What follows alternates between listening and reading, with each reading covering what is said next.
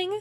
Welcome back. Today I'm going to be checking out a new video from Bizly. I absolutely love this man's content. The way that his, like, the look and like how good and the effort and just all of it, and I just love it. I've never seen anything like him. I cannot hype him up enough. If you do not know who Bizly is, go look him up right now. Just go down there, click the original video, watch that, come back, and then watch mine. Okay, appreciate it. If you are new here, please do consider subscribing. It'd really help me out. I'd very much appreciate it. Thank you. Also, use code MODE for 10% off your order at Gamersubs. Thank you so very much. Are you ready? Let go. The house from Resident Evil 7 is an incredibly iconic location, responsible for bringing the horror back to Resident Evil. But apparently there's another location in this game that I didn't even know about. Ooh, ooh.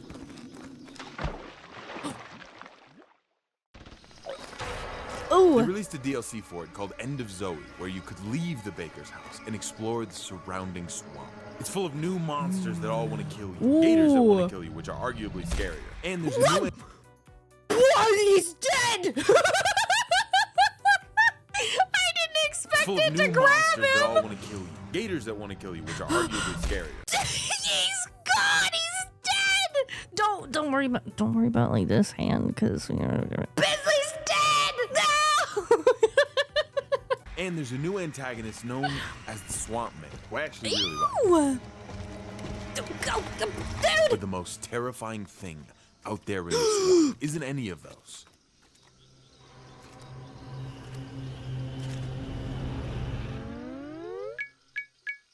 Dad? It's him.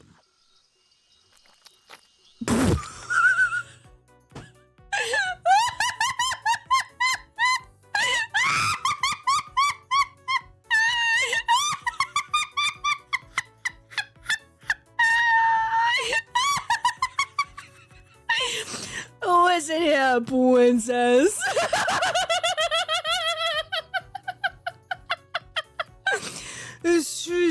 Shush, princess. Daddy's got this.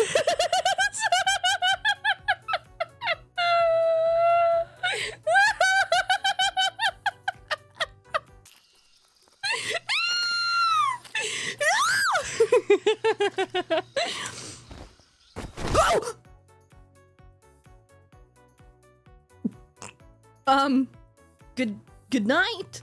In this DLC, you play as Zoe Baker, the brother of Big Papa Jack Baker himself. He shows up shortly after the events of the main game to see his family, only to find that something has gone terribly wrong. Soldiers are crawling all over the property, and his family is missing. The only family member he can find is his niece, Zoe, who is unconscious and surrounded by soldiers. I could go ask the soldiers what's going on, but the thing about Zoe Baker is he is essentially the Bayou Batman. When playing as him, you fight mainly with your fists. Literally just punching absolutely everything. Multiple trained soldiers with assault rifles, nothing on these hands. Joe kidnaps one of the soldiers and brings him and Zoe back to a nearby shack. His niece Zoe is infected and she'll die soon if she doesn't get the cure. The soldier— That reminds me of when, how do I explain this? If you guys know anything about Final Fantasy 13 or 13-2, I talk about it sometimes. It's like my favorite games ever. When they turn to like crystal, it reminds me of this a little bit, but it would be like the entire body. But this is really sick, dude. The soldier eventually gives us the location of the cure, so we have to trudge through the swamp to get it. As you step out into the swamp, immediately you feel that atmosphere of Resident Evil 7. So Bright moonlight creeps over the dilapidated shack. A body hangs from a tree nearby, and your only path forward— Dude, I thought that was the character in the game. I thought him standing beside this body. I thought this was an in-game model. Only like at the very last second when it cut away did I realize it was him. Hangs from a tree nearby, and your only path forward is surrounded by silhouetted trees. As you walk down the path, the first thing you find is this tree that you can pull the bark back from. Introducing us to one of this DLC's many new and exciting features. Remember in the main Resident Evil 7 game when Ethan Winters would just pour liquid all over? Please don't eat the bug. Please don't eat the bug. You don't eat bugs. You're not gonna eat the bug. Over himself and heal somehow. I mean, it was stupid, but it made as much sense as any other healing in a Resident Evil game. Yeah, it works a little bit different in this DLC. Instead of just pouring liquid all over yourself, you can also pick up these bugs and then eat these bugs. And that will And you know them motherfuckers are juicy. You know that they squelch when you eat them.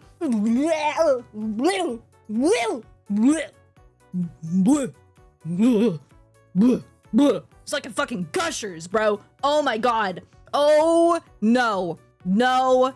No. heal you. Not bad. Listen, all right, I'm committed to the bit. I bit the egg in that Resident Evil 8 video, and I did that for you, even though you didn't ask me to. If anything, more people have asked me to stop doing stuff like that, but I never will. I never will. No. Oh, No. oh, this thing is nasty. God, No. put the picture on screen of what I'm looking at right now is actually making me nauseous. Oh, these are these freeze dried? Yo, okay, random Pharaoh lore. I used to own a bearded dragon, and I had to give him freeze-dried worms like this. These look freeze-dried. These are actually so much better. This is gonna be such a better experience than an actual like juicy grub. So like this is gonna be gross, but it's better than like a live squelchy one. I'm not a bitch. I'm not a bitch. I can do it. Do I don't it, know do why, it, do it, but do a it. bunch of VTubers have been reacting, so this is. Hi. Hi, that's me. Hi. Yeah, fancy seeing you here. Yeah, hello. What are you talking about? I'm not here. Don't mind me. Cautious. I'm not a bitch. I'm not a bitch. I can do it. I don't know why, but a bunch of VTubers have been reacting, so this is for you right here. I'm not doing the beard as well. I'm just gonna leave the beard Cheers. off here for the VTubers. Oh no. Crossing over the short bridge, we move deeper into the swamp, where growling noises echo through the trees. Yay! And that is when one of the mud boys finds us. In the base game of Resident Evil 7, these imposing monsters made it very difficult to navigate through the basement. Playing as Ethan Winters, you were better off running away when you can, just avoiding them altogether. But Joe Baker, aka Bayou Batman, aka Joey Walcome Down, is ready with that uppercut combo. He's serving it with a side of fries. You want a drink with that? You want a super side? Damn. No. Get him. Immune. She's immune. He literally punches them until their heads pop off. This is my favorite thing about the DLC. You're faced with the same horrors from the main game, but you are truly the apex You're just predator better. in this goddamn swamp. I really thought melee combat built around Resident Evil 7's gameplay would just be ass, but it's actually really fun. The system is very simple and probably wouldn't make an entire game very fun, but for the 2-hour runtime of this DLC, it is incredibly entertaining.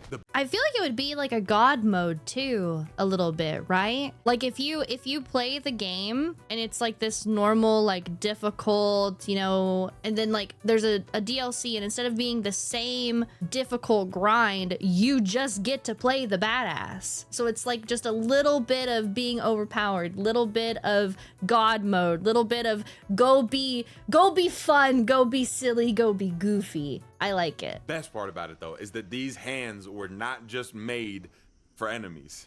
Now, normally Resident Evil is built around solving puzzles to move forward. Like if you come up to a door you have to unlock, you probably gotta run around a 10,000 square foot building for 4 hours looking for a key that's shaped like a duck. But here as we follow the path, we'll come across a door blocking us from where we're supposed to go. Oh, just Kool-Aid Man through it. Just bust it down. And the only puzzle required to get through it is how many times do you have to punch it until it's destroyed, until it's in little pieces? The door is made out of metal bars and like wood and pieces of chain link fence. He's just going in bare fist Bayou Batman. I truly don't think I understand how power scaling works in this series. I've had a lot of conversations about this recently. More specifically, I've had conversations about like who would win in a fight Chris Redfield or Leon Kennedy? That one's kind of tricky though. It really they're just depends chins. on which era of the character you're talking about. If you don't know these characters or anything, just stick with me for a minute. I'm gonna start talking my shit, but I promise it'll be quick. Okay, I think if you go Chris Redfield from Resident Evil 1 and Leon from Resident Evil 2, I think Leon is getting used like a mop. Really just due to experience differences. I mean, Chris is a trained soldier, whereas Leon is like a cop on his first day. Now, Resident Evil 4, Leon versus Resident Evil 5, Chris, that one is difficult because it just gets so goddamn campy that it's hard to tell what their actual power level is. I would lean towards Leon at first, mostly because of the fight with Krauser, but then Chris just goes and does some shit like the punch in the boulder. I just don't know what the fuck to do with that. Leon at that point in his career probably could outsmart Chris, but just like pure strength, I'm gonna go with Boulder Boy. And then Resident Evil 6, I'm just gonna say that doesn't count. That was a bad dream that we all had. Even though Chris takes it in most of those situations, I believe that Chris over time only gets lamer and weaker, whereas Leon just becomes infinitely cooler every time he shows up. With that in mind, I would argue that Resident Evil 9's Leon versus Resident Evil 8's Chris, Leon would beat Chris so bad it would be sad to watch. It would be like watching Animal Planet and seeing a group of hyenas pick off a sickly, weak bison from the group. You never want to see that. Okay, sorry about my tangent. I just wanted to share my undeniable truth on this matter.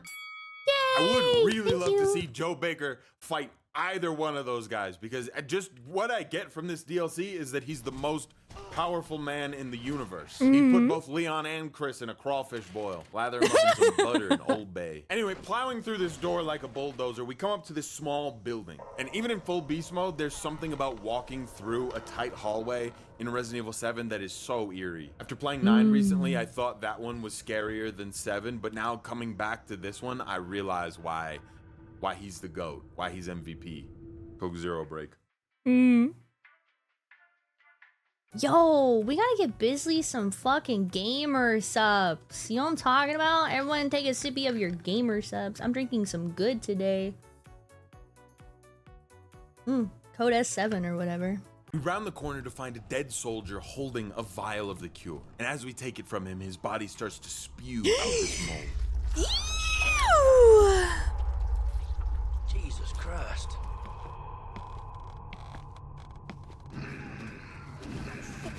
Bonk. Another great thing about the punching is that it's a very cathartic response to getting jump scared. It just feels good to be able to beat the thing that scared you into an absolute paste on the ground with your bare hands. Go to bring the cure back to Zoe, only to find that the hut that she's in has been set on fire. Probably because we just left a barrel fire open right beneath the awning. I know no, we're in a that's horror fine. scenario. I'm gonna chalk No, this that's one fine. up to redneck negligence. There's also 6 of these massive alligators lying dead in the clearing. All of them covered in these strange boils and gashes. We rush inside to give Zoe the cure, but because it wasn't a full dose, it won't cure her completely. That's when the soldier on the ground tells us we can find a full dose at his base. There's more at our base. Just Punch, one time, punch, and I'll take you there. Please. punch. Base. Goodbye.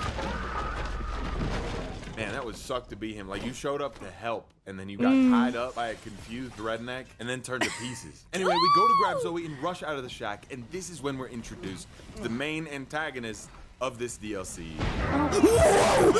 The Swamp Man. Joe starts running out of here, and then he says probably my favorite line in not just the DLC, but this entire game. Oh my God. This is some horror movie bullshit. I'm just so happy that someone is aware.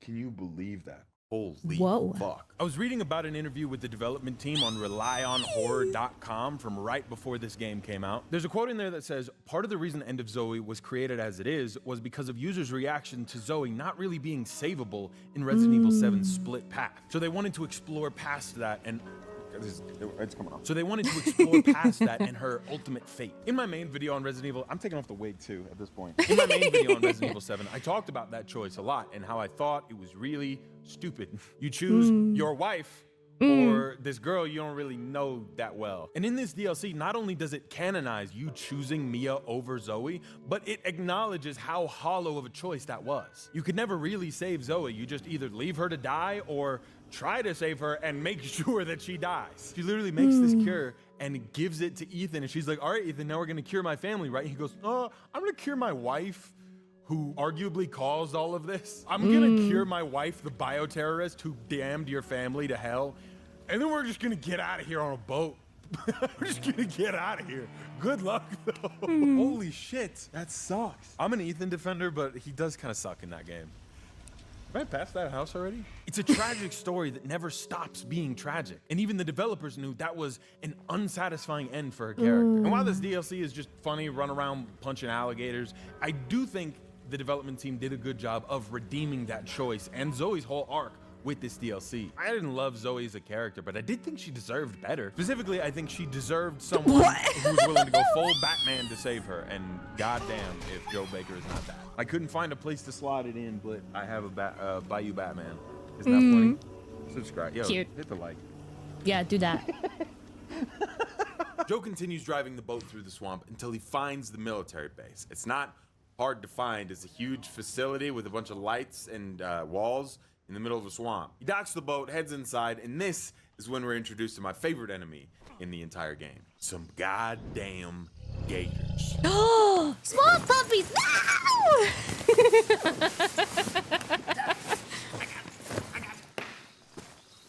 Yeah, you're doing great. You're doing it. Oh! The kiss! Oh! Oh! Y'all ever had gator? You think that's proper technique to breaking down a gator? No! No! Get off! Whenever I see a gator, it just warms my heart. I am a true Florida man. This is a fact about me that will never change no matter where I go or what I do in this world. No wonder he knew how to beat those gators up. He's a Florida And man. it means if I see a gator, I'm probably gonna get hyped. The gators in this game are really the hardest enemy to fight. You really can't punch them, you'll just get gnawed on until you die. So at first you kind of just have to sneak around and pucker your butthole hoping you get out of the water fast enough. I say that as a joke, but I was pretty clenched up in this moment. Setting Zoe down and pressing on into the facility, it seems the molded have taken over this place too. Conveniently though, they are all facing the opposite direction of wherever you are. Goddamn classic for the stealth section. So we gotta get in there and do some stealth takedowns. Oh my There's no goddamn god! way that's a stealth takedown. I'm not buying it. That's insane. He literally like rips his head off and screams. In this section and a couple others, you do have to take the stealth approach though, because of the crawling enemies. They are extremely hard to kill, and not because they are strong and have like good They're attack just patterns. nimble. They're just at a weird angle. You have to like crouch and punch them from there. And they don't really never mind. stagger, they just keep attacking you till you die. It's almost like they're bugged. It just doesn't make a lot of sense how they move. So the only way to fight them is with stealth or a mother-fudging spear. Whata! I wrote Nice. whata in my script. It's on the page right here. Nice. And with that spear in hand, our Bayou Batman arsenal is almost complete. We got hands, and for anything else, we got spears. And it's not long after this that we finally come face to face with the monster that's been chasing us this entire time. Ooh. Swamp Thing from DC Comics. Me playing airsoft wearing a ghillie suit, but I fell in the pool. But it's one of those above ground pools, and it hasn't been cleaned in a while. When you're first confronted with Jack Baker in the main game, it is horrifying. You're pretty much helpless, which makes him infinitely scarier as he just lumbers towards you. When the Swamp Man shows up, it is just absolutely hilarious to watch him try his damnedest to wind up a punch, only to get fists rained down on him like an assault from a more powerful nation. We're dropping nukes with every swing. It does not take long to just eviscerate him and then go on our merry way, blasting through doors like a one-man SWAT team. You want to see them? You want to say hello? Hi. Say hello. And it's so goddamn funny. As soon as you go through the door, Swamp Man is back for more. He wants some action, and the same thing happens again. He just gets his ass beat and falls flat on the ground. They're playing the horror music, right? But it's got to be for him, not us. Pause. Look at my dog. Her name is Pandora, and she is. See, I got a sponsor for this video called The Farmer's Dog, and they sent me a bunch of this fresh dog food for Pandora to try. Normally we feed her this kibble, and she likes it just fine, but since we have switched over to the Farmer's Dog fresh dog food, she has been going crazy every time dinner gets brought up. It's actual human-grade food that's been gently cooked and personalized specifically for Pandora based on her age, weight, and activity level. All developed by on-staff board-certified nutritionists. They also sent multiple different recipes, so it's not the exact same thing. Dude, this looks good as hell. What the fuck? Every day. Now, of course, the dog liked the fresh food over the ultra-processed kibble. That's not, I don't think it's gonna shock anyone. But what I like about the Farmer's Dog is that it makes feeding Pandora this fresh food diet simple and decently priced. I've always wanted to feed my dogs fresh food, but it's so difficult and time-consuming to not only prepare all of it yourself, but make sure they're getting the nutrients that they need. But all I had to do here was answer a couple questions about Pandora, and they did all the work for me. A box showed up at my house. I put the packets in the freezer and left one out to thaw for dinner that night. I cut open the bag and I just put in the portion it says to on the bag.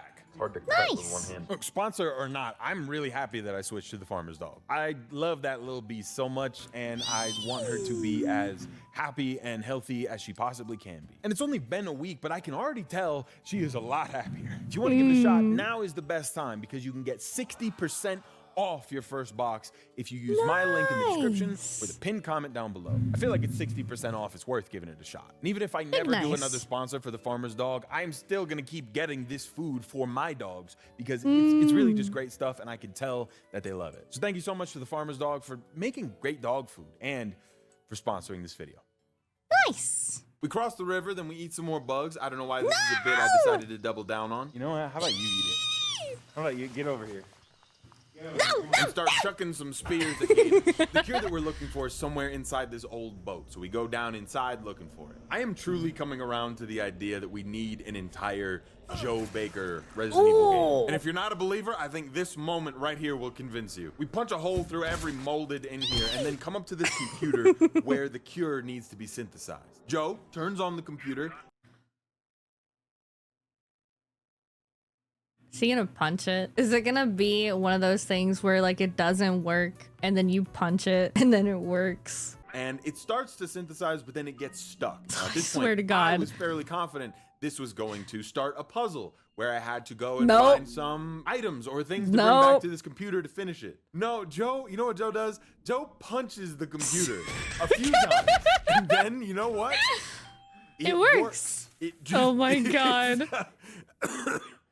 It's like going up to a door and it's like locked or something, and instead of like disabling or like trying to hack the keypad thing, whatever, they just like shoot it or something and it works. It works. It just works. How does this work? You don't understand? Well, how about I punch you a bunch of times in the head until it makes sense? That's how it works. After grabbing the cure, it seems like Swamp Man wants another go. So he throws us over the edge, hoping, praying that gravity will help him in this battle, but it does not. Throwing Zoe Baker over the edge is not gonna save you from this absolute smackdown. And to make matters worse, Joe literally suplexes him into the ground. For the love of God, give me a Zoe Baker video game. When I first thought, oh, I'd love a game as this guy, I was mostly joking. I'm dead serious now. Throwing like a bunch of new combos for me to do, and I will be playing Street Fighter on these zombies. Give me a full game, don't even give me a gun. I don't want it. Rip off the Swamp Man's head, boom, bam, bop. We go to bring the cure back to Zoe, and somehow he comes back again, and this time steals Zoe and brings her out into the swamp. Somehow he just keeps returning, almost like he never dies. There are clues in here to who he is. That's why I'm winking. I'm just back. Is it the guy? Is it Joe? Is it the guy? It's Leon. It's not Leon. At it winking. Every time I wink, it looks like I'm getting hit. It looks like I'm flinching. Has winking always been this hard? What is happening? Joe takes the boat to go find Zoe, and as we move deeper into the swamp, you can find these masses growing like pustules around the roots of trees and bushes. They writhe slowly. It almost looks like they're breathing. These next two sections before you actually find Zoe are kind of challenging, which I was not expecting from this DLC. There are a bunch of enemies around you on these thin platforms, and right below you is an infinite amount of gators. It's like Gatorland down there. I didn't even see you, bro. I was looking at the gators and the dude. I did not even see you standing there. Stop blending in! Stop it! It's too good! Is Gatorland common knowledge? It's kind of like a wildlife reserve, but for rednecks who like alligators. And you can like zip line over the gators and watch them eat things. Oh, holy shit! Gatorland has a YouTube channel. Yo, hit me up, Gatorland. Let's collab. Let's make something happen. I'm not even joking. Please get me on the Gatorland YouTube channel. Look at this video of them eating turkeys on Thanksgiving. That's so awesome. Happy Thanksgiving. Up until this point in the game, I'd been mindlessly punching everything that moved, but this section actually required me to use at least a single brain cell, which I was not prepared for. So I died more than a few times trying to get through this just until my neurons started actually firing. Then after this, there's a boss fight with a fat zombie. I don't know why in every Resident Evil game, as soon as they want to get some like variety in their enemy types, they just decide to make them fat. They're like, oh, you know what would be scarier than a zombie, you know, rushing and trying to kill you is if in his life before he became a zombie, he ate in a calorie surplus. Anyway, whatever, we explode him, he explodes into goo. And finally, we find Zoe, who's been laid out inside of this church. Oh, that's his punch! That was Joe's punch!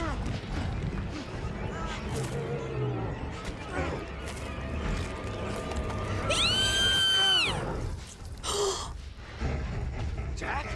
What the fuck? You remember when I was winking at you? Wait, I've been saying Joe. His name's Jack. I did that earlier. I said that earlier. Hey, yo, editor. Hey, yo, editor. Can we talk about this? Hey, yo, editor. What if you just like dub over every time that I said Joe, and you can make it like not make it seem like I'm. Hey, editor. Editor, don't listen to the chat. Editor, I pay you. Hey, editor. Editor, I'm gonna say Jack right here. Watch. Jack. Now take that and put that over the times that I said Joe. Okay, thanks. There are clues in here to who he is. That's why I'm winking. I'm just back. Is it the guy? Is it Jack? He's not gonna fucking do that. Fucking bitch. When we were doing that, when we were having that little moment where I was winking, this is what it was about. Yep. I love that I didn't get spoiled for this and I just got to experience it in the game even all these years after the game has come out. Specifically awesome because I figured it out before the reveal actually happened because he was coming back so much. In my video about the main game, I talk about how each of the Baker family members represents a core piece of horror movie history and how Jack Baker specifically represents the slasher. And the slasher always comes back. Every time he came back throughout the game, I would point it out. So when the Swamp Man just kept coming back over and over and over again, I was like, wait a minute. Wait a minute. Wait a minute. Wait a minute. Brain activate. Use 1000% power. Overclock. Processing. Boom. Jack Baker. I'm not exactly sure how the reveal itself made sense because he just pulled off like a piece of, I don't know if that was like tree bark. And it didn't really look like Jack Baker. You kind of just saw his eyes. I guess if it's his brother, maybe that's how he recognized him. He just can tell that that's his brother, but I don't know if I would look at him and be like, oh, that's that guy. Anyway, the Swamp Man, now known to be Jack Baker, throws us into a coffin, closes the coffin, and then throws the coffin into the river. But God damn it, the slasher isn't the only one who always comes back. I don't know how Joe Baker survived this. You just wake up on land and you're out of the coffin. Behind you, there's a bunch of other coffins. I guess that's where they all washed up. But he just like smashed out of it like the Hulk. I don't know why I'm questioning him. I'm sorry, Joe. I'll never question you again, Joe. At this point, Joe heads back to the Baker house for his final confrontation with his brother. But blocking our path... He was stretching. He was getting a little limber, you know? He knows he's gotta stay on his tootsies. To the Baker house for his final confrontation with his brother. But blocking our path to the house is a steel door, one that we cannot punch through. No! So maybe this one is gonna require a puzzle. You know, maybe there's some some interesting gameplay stuff we're gonna have to do before we get there. Nope. We follow the path around the corner and we find the coolest weapon in the entire game. Oh? Umbrella? You're kidding. Oh my god. Ready for use. So it's technically a power fist, but I couldn't find that online, and I didn't have time to commission one to be made, so I just bought an infinity gauntlet off of Amazon for $40. It works. And you know, if you thought you were punching hard before, this thing is that times 1,000. I was running back through the Baker's house, just popping heads with this thing. It's so much fun to run back through these iconic horror locations, just in full beast mode. We make it back to the main house where the military has covered everything in plastic wrap and lab equipment to study whatever it is that happened here. In the center of the room sits Zoe, who is still on the verge of death. And it's very obvious that Jack is gonna show up as soon as we move over to Zoe, and we're gonna get to do a boss fight. But this time, we're gonna finish him off for good. I mean, if all 6 Infinity Stones can't kill Jack Baker, I say we just give up. Zoe! Zoe, wake up! Wake up! Hey, hi. Again with the hey, Bo! Hey! You're just a rabid dog now. I'm gonna put you on your meat. Throughout the fight, you'll hear Joe talking to Jack Baker about, you know, when they were kids and they would fight, taunting him, trying to get through to his brother, hoping he's still in there somewhere. Jack is significantly stronger this time around. I don't really know why. Maybe it's because we ripped off that thing that was over his eyes and he was fighting blind the whole rest of the DLC. But I imagine more so just because we got a huge power upgrade. So it's just kind of balanced that way. Using the gauntlet, Joe dazes Jack, and just before killing him off completely, delivers the hardest one-liner ever. This is farewell from the family, brother.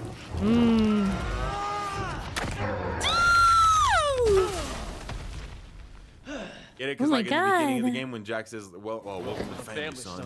It's like that, but Dude. Joe gives the cure to Zoe, and of course, Chris Red Pill shows up and takes credit for the whole goddamn thing. Conveniently, after the whole fight is over, too. Wow, he really showed up right in the nick of time. You know, like a true American. Like a true American, come in at the end. Oh, you've done everything. All right. Well, you know what? I'm just gonna take credit for that. Thank you for being here. You know, you didn't do nothing, so I ain't gonna thank you for doing nothing. But To do nothing. I hate how they write Chris Redfield in the later games. I truly think they have ruined his character for me. Anyway, they take Zoe back to the lab where they find that the cure has worked and she is fully cured. You're gonna be just fine. We found her. She's a tough kid. Yeah, of course. Hang on. Someone wants to speak to you. Zoe. Zoe, are you there? It's you. I don't believe it. You actually made it. We both did. You didn't forget about me. I told you I'd send help. And I always keep my promises. Thank you, Ethan. Oh, thank you, Ethan. Thank you, Chris Redfield. No, I don't want to hear it. I want to hear thank you, Joe Baker, a.k.a. Bayou Batman, a.k.a. Joey Welcome Down, a.k.a. The GOAT. I love this story. I'm shocked that I haven't heard more about this. It's so much fun. I'm glad I got to play this for the first time now, almost 2 years later after uploading my Resident Evil 7 video. When I first uploaded that video, I was somewhere around like 100,000 subscribers, if even that. And now, somehow, 2 years later, that is my most popular video ever with over 4.5 million views. And we are almost just kissing 1 million subscribers. And you would not believe how much my life has changed in the last 2 years. I've been able to take care of my family when they need it and, you know, like set up a future for myself. I meet people on the street who recognize me from these videos and talk about how much they like them. Not to get too personal or weird, but I spent a lot of my life thinking there was no hope for me. I grew up in a situation that's hard to get out of, and now I'm so far out of that situation, it feels like a bad dream. And if you're watching me now, I can't thank you enough for that. I hope I make you laugh while you're eating dinner. I just wanted to come back to this game and reflect a little now that we're so close to 1 million subscribers. You know, I always thought at 1 million I would slow down for once, but honestly, I love doing this so much, and I'm ready to go find 1 million more people and make them watch me eat a bug. I don't know if we're at 1 million yet by the time you're watching this, but either way, just thank you. All right, anyway, click the card right here. Go and watch another one of my videos. Thank you to the $25 patrons. Thank you for your money. I spent your money on bugs, and it was worth it. And it's worth it. And I know you think so. They were expensive bugs. I really hope y'all like everything I have planned for the rest of the year. I'm really giving it my all. But in the meantime, just click the card. Thank you. Yay! Good. Okay, all right. I loved this so very much, more so for Bisley than like the game. I love his humor. I love the way that he presents these things. I love the entire process of how he is in the video game.